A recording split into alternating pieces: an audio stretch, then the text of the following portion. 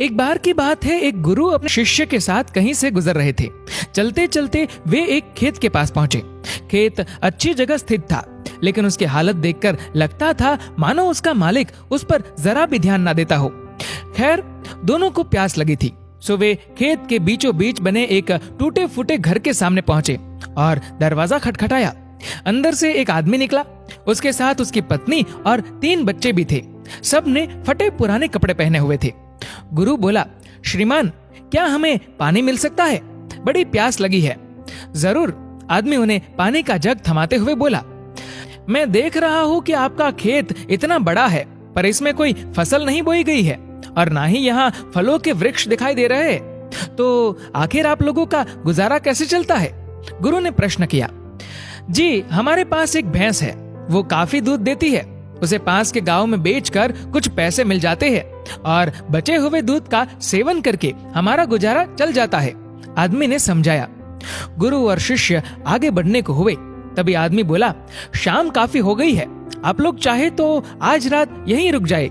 दोनों रुकने को तैयार हो गए। आधी रात के करीब जब सभी गहरी नींद में सो रहे थे, तभी गुरु ने शिष्य को उठाया और बोला, चलो, हमें अभी यहाँ से चलना है और चलने से पहले हम उस आदमी की भैंस को चट्टान से गिराकर मार डालेंगे। शिष्य को अपने गुरु की बात पर यकीन नहीं हो रहा था, पर वो उनकी बात काट भी नहीं सकता था। दोनों भैंस को मारकर रातों रात गायब हो गए। ये घटना शिष्य के जहन में बैठ गई और करीब 10 साल बाद जब वो एक सफल व्यक्ति बन गया, तो उसने सोचा, क्यों न अपनी गलती का पश्चाताप करने के लिए एक बार फिर उसी आदमी से मिला जाए और उसकी आर्थिक मदद की जाए। अपनी चमचमाती कार से वह उस खेत के सामने पहुंचा। शिष्य को अपनी आंखों पे यकीन नहीं हो रहा था। वह उजाड़ खेत अब फलों के बागीचे में बदल चुका था। टूटे फूटे घर की जगह एक शानदार बंगला खड़ा था। जहां अकेली भैंस बंधी रहती थी, वहां अच्छी नस्ल की कई गायें और भैंस अपना चारा चर रही थी। शिष्य ने सोचा कि शायद भैंस के मरने के बाद वो परिवार सब बेच बाच कर कहीं चला गया होगा और वापस लौटने के लिए वो अपनी कार स्टार्ट करने लगा कि तभी उसे वो 10 साल पहले वाला आदमी दिखा। शायद आप मुझे पहचान नहीं पाए, सालों पहले मैं आपसे मिला था। शिष्य उस आदमी की तरफ बढ़ते हुए बोला, नहीं नहीं, ऐसा नहीं है, मुझे अच्छी तरह याद है, आप और आपके गुरु यहाँ आए थे। कैसे भूल सकता हूँ उस दिन को? उस दिन ने तो मेरा जीवन ही बदल कर रख दिया। आप लोग तो बिना बताए चले गए, पर उसी दिन न जाने कैसे हमारी भैंस भी चट्टान से गिरकर मर गई। कुछ दिन तो समझ ही नहीं आया कि क्या करे, पर जीने के लिए कुछ तो करना था, सो लकड़ियां काट कर बेचने लगा। उससे कुछ पैसे हुए तो खेत में बुवाई कर दी। सौभाग्य से फसल अच्छी निकल गई। बेचने पर जो पैसे मिले उससे फलों के बागीचे लगवा दिए और ये काम अच्छा चल पड़ा। और इस समय मैं आसपास के 1000 गांव में सबसे बड़ा फल व्यापारी हूँ। सचमुच ये सब कुछ ना होता अगर उस भैंस की मौत ना हुई होती।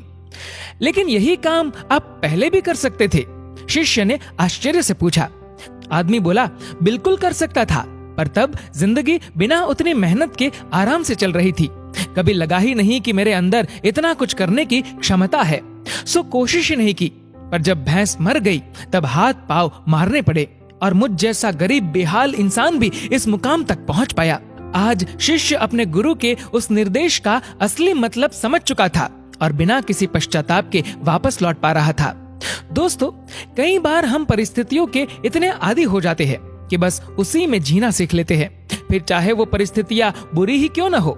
सोचिए, कहीं आपकी जिंदगी में भी तो कोई ऐसी भैंस नहीं जो आपको एक बेहतर जिंदगी जीने से रोक रही है। कहीं ऐसा तो नहीं कि आपको लग रहा है कि आपने उस भैंस को बांध कर रखा है, जबकि असलियत में उस भैंस ने आपको बांध रखा है। और अगर आपको लगे कि ऐसा है तो आगे बढ़िए, हिम्मत करिए, अपनी रस्सी को काटिए, आजाद होइए। दोस्तों, इस वीडियो को लेकर आपकी क्या राय है नीचे कमेंट करके जरूर बताएगा। और अगर आपको ये वीडियो अच्छा लगा हो तो इस वीडियो को लाइक करेगा, शेयर करेगा ज्यादा से ज्यादा लोगों तक। और ऐसे ही और भी इंस्पिरेशनल वीडियोस के लिए सब्सक्राइब करें हमारे यूट्यूब चैनल को और फेसबुक पर फॉलो करें हमारे पेज को। धन्यवाद।